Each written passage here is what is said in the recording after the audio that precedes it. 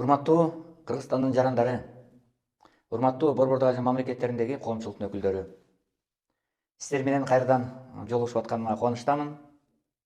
Дайыма сиздер менен дүйнөдө болуп жаткан маалыматтар боюнча, окуялар боюнча пикир алышып турганыма аябай ыраазы болом. Жана азыр дагы бир өзүмдүн пикиримди билдирип койгону чечтим. Өзүңүздөргө белгилүү, мына ушу жакында Сирия Республикасынын башчысы Башар Асаддын режими кулады. Өзүңөр билесиңер, канчалаган исламий күчтөр, саясий күчтөр биригип, куралдуу кол салып, Башар Асадды өзүнүн өлкөсүнөн кууп чыгышты. Ал азыр Россия Федерациясында башпаанек алып, ошол жакта үй бүлөсү менен жашап жатат.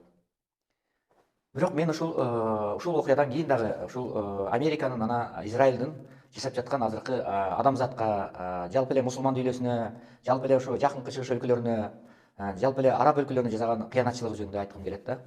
Мына өзүңөр билесиңер, ушу 1 жылдан ашуун, 1 жыл 3 ай 4 ай болуп калды. Мына октябрь айынан баштап, ноябрь, декабрь 2 айдан бери, 1 жыл 3 айдан бери ошо 45 миңден ашуун Израилдин куралдуу күчтөрүнөн 45 миңден ашуун адам каза болду.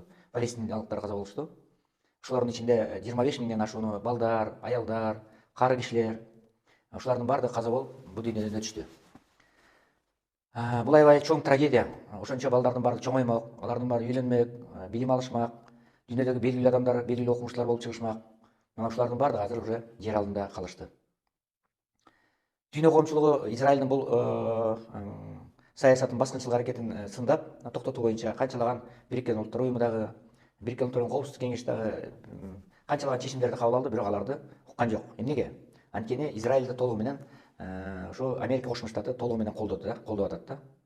Анан Израил жалгыз эле Палестинага кол салуу менен чектелип калбастан, андан кийин өзгөрүп билесиңер Ливанга кол салды. Ливанга кол салып, Ливандан дагы бир 20 миңге чукул адам уже каза болуп, канчалаган адамдар өлүп, ушундай бир чоң трагедия аякта мамлекеттик мекемелердин баары талкаланып, ушул имараттардын баары талкаланып, алар эме шылтоо кылып атышат. Биз ушу Хизболла террордук уюмунун имараттарына, офистерине, алар иштеп аткан жерге, жашаган жерге кол салдык деп шылтоо кылып атышат да. Бирок анын баардыгы туура эмес. Мунун баардыгы жалгандай, карандай калып да. Алар жөн эле тукум курут кылуу саясатын жүргүзөт да. Мусулмандарга каршы, жакынкы чыгышта өлкөлөргө каршы тукум курут кылуу саясатын жүргүзүп атканын эле бир далили да. Антип мына канчалаган ушул Хизболланын дагы, Хамастын дагы канчалаган жетекчилерин алар жок кылышты. Ошол эле Назралини жана башкаларды, Хамастын жетекчилерин, Хизболланын жетекчилерин бир нече мына ушулардын баарын жок кылышып, алар мындайча айтканда элин талкалап ушундай ишке барып атат. Мына эми ушул Сириянын бийлиги кулап, Башар Асад качып кеткенден кийин, мына ушундай абалдан пайдаланып, Израиль мамлекети кайрадан мусулман мамлекеттерине Сирияга кол салып, буга чейин ошо Бириккен Улуттар Уюму тарабынан баягы нейтральный зона деп эсептелип турган буферный зонаны басып алышты. 1972 жылы ушул Хабис Асад, ошо Башар Асаддын атасы менен Израилдин ортосундагы келишим негизинде ошо Сирия менен Израилдин ортосундагы баягы чек арага буферный зона кылган. Ошол буферный зона бир 20-30 километрде аралыкта. Ошо мына ошол аралыктын баардыгын азыр мына жакын аралыкта ошо бийлик алмашкандан пайдаланып, алар басып алышты. Анан голландский высот дейт, мына ошол голланд бийиктигин дагы толугу менен басып, биз өзүбүздүн территориябыз деп, ал жака израилдарды, ушул еврейлерди жайгаштырып, ошондой бир баскынчылык ишин кылып атышат да. Азыркы кыянатчылык кылып атат. Сирия мамлекети өзү баягы бир мындай баскынчылыкка кабылып атат да ушул кезде. Анткени ал жерде бир Башар Асаддын режими кулап, аякта төңкөрүш болуп, куралдуу кол салуу болуп жаткан кыйынчылык учурларда булар кыянатчылык кылып барып Сириянын экинчи территориясын басып алышты. Мунусу эле аз келгенсиз Израиль ушул 3000ге чукул ракеталык удар жасап, ошо Сириянын территориясындагы ошол курал жарактардын баарын, складдардын баардыгын, мамлекеттик жайлардын баардыгын талкалашты. Анткени алар Хизболла жайгашкан жерлер, анан Сириянын мамлекетиндеги террористтер биздин чек арага өтүп бизди талкалабасын деген шылтоо менен мына ушунчалык башка өлкөнүн территориясына кол салып, башка өлкөнүн ички ишине кийлигишип, террордук кол салып, куралдуу кол салып, ушундай жаман ишке барды.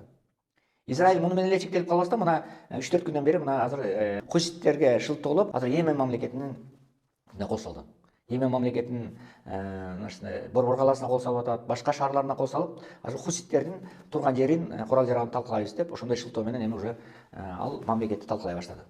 Ал мамлекетти ушул Израиль эле талкалабастан, Йеменди Америка дагы кошумча кошулуп алып, Америка Кошмо Штаттары менен Израиль биригип алып, Йеменди бомбалай баштады. Мына ушул кезде Йемен мамлекетинин территориясында бомба ыргытылып, Израиль менен Америка аябагандай чоң тукум куруу саясатын кыла баштады.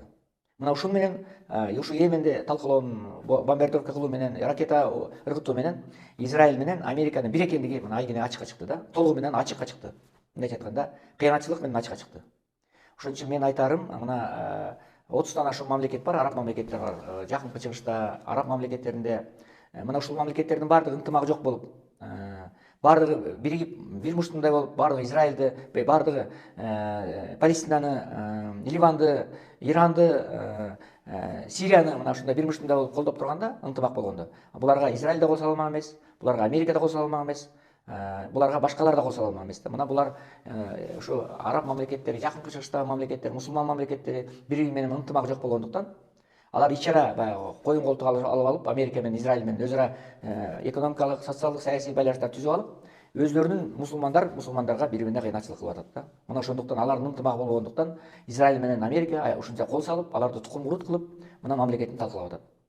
Мына ошон үчүн азыркы жакынкы чыгышта жашаган мамлекеттердин баардыгы, мусулман мамлекеттер, араб мамлекеттери биригип бир муштумдай болуп, Америка менен Израилдин азыркы баскынчылык, тукум куруу саясатына каршы турушу керек. Мына мен ушуну кыскача айтып коюуну туура көрдүм. Көңүл бурганыңыздар үчүн чоң рахмат. Сиздер менен дайыма жолугушуп турууну мен дайыма ушу адатка айлантам да. Рахмат.